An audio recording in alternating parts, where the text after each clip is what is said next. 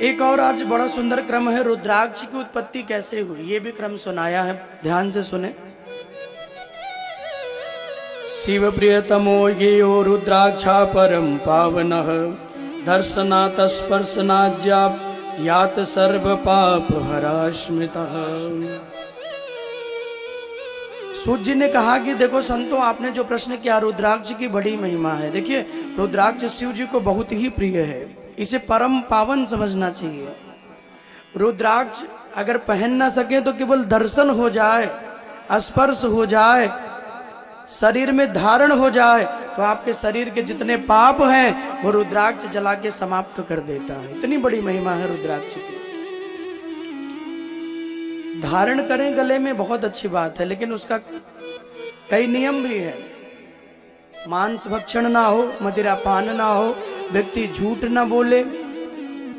तुलसी या रुद्राक्ष गले में हो तो झूठ नहीं बोलना चाहिए, संभवतः कोशिश करना चाहिए।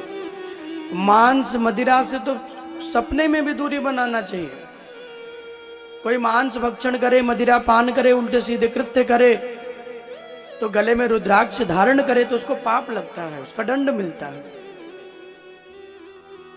इसलिए संतों ने पूछा तो सूत जी ने कहा रुद्राक्ष की बड़ी महिमा है।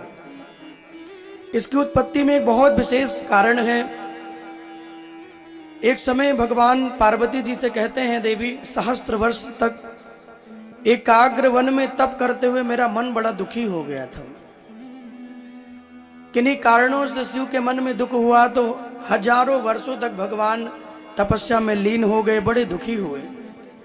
लोभ उपकार के निमित्त मैंने अपने नेत्र बंद कर लिए, और नेत्र बंद करने के बाद भी जब अश्रु बिंदु मेरे नेत्रों से नहीं रुके और वो आंसू गिरते रहे तो उन जल के बिंदुओं से ही रुद्राक्ष के वृक्षों की उत्पत्ति हो गई।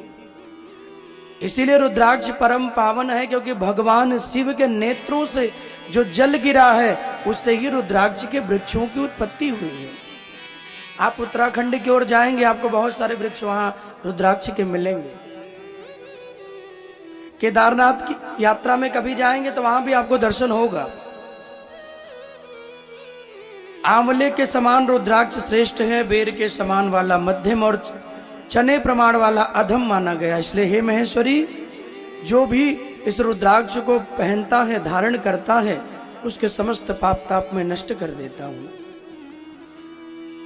चोटली के समान रुद्राक्ष संपूर्ण अर्थ देने वाला है।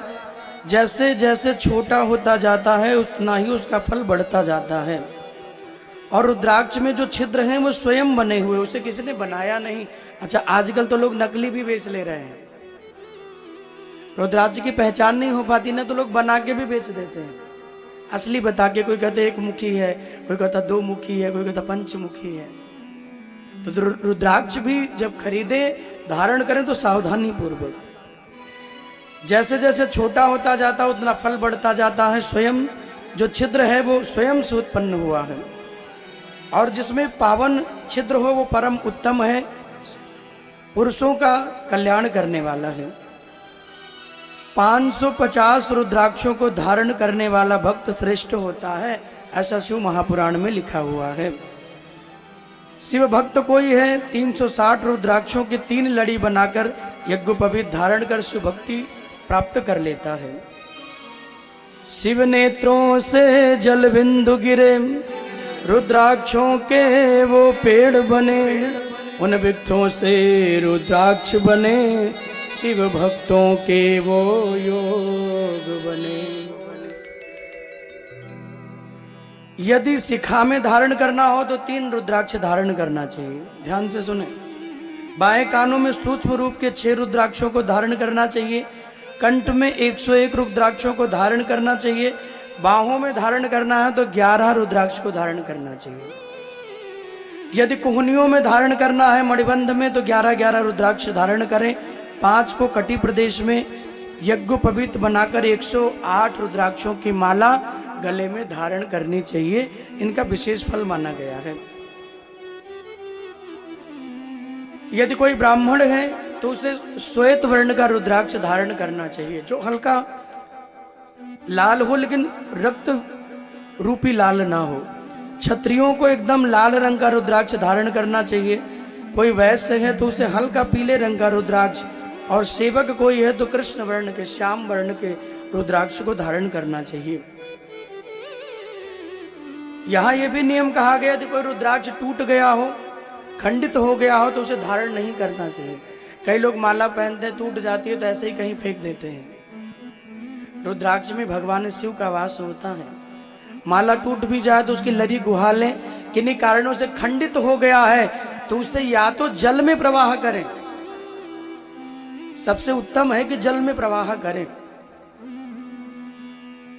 कि आपका टूट गया, खंडित हो गया, उसको आप रखे रहें, बहते हुए जल में भगवान शिव का नाम लेते हुए उसे उसमें प्रवाहित कर दें। टूटे हुए रुद्राक्षों को धारण न करें, अगर छिद्र नहीं है तो भी रुद्राक्ष को धारण न करें, रुद्राक्ष लेना। रुद्राक्ष धारण करने वाले, जटा धारण करने वाले, त्रिपुंड धारण करने वाले भक्त भगवान शिव कहते हैं, हे पार्वती, वो कभी नरक की यात्रा में नहीं जाते। आप में से कोई पहनता है भक्तजन? देखिए, माला भी करते समय आप रुद्राक्ष को जप सकते हैं,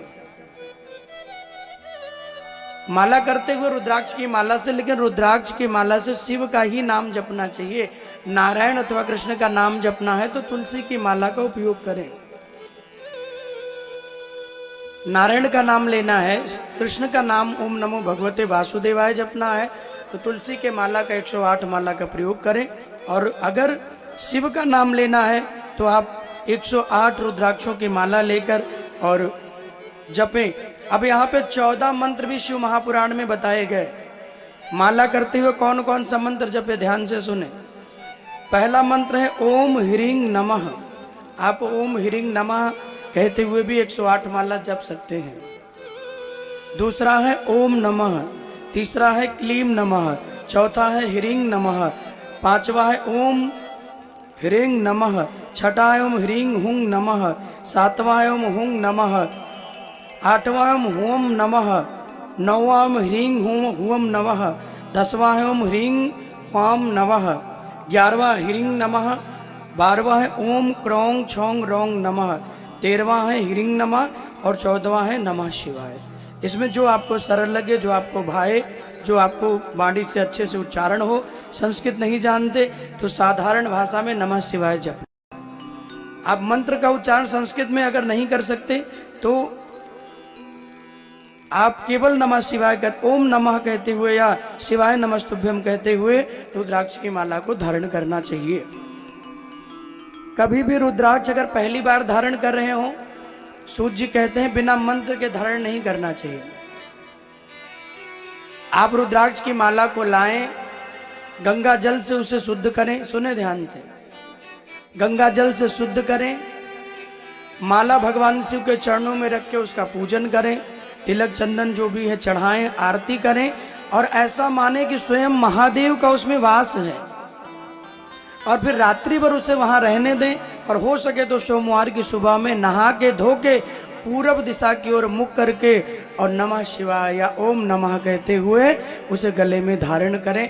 कोई भक्त हैं, आप शिव जी के देखे हों तो बगल भी बांधे रहते हैं, कई ऐसे भी भक्त हैं जो जटाओं में बांधे रहते हैं।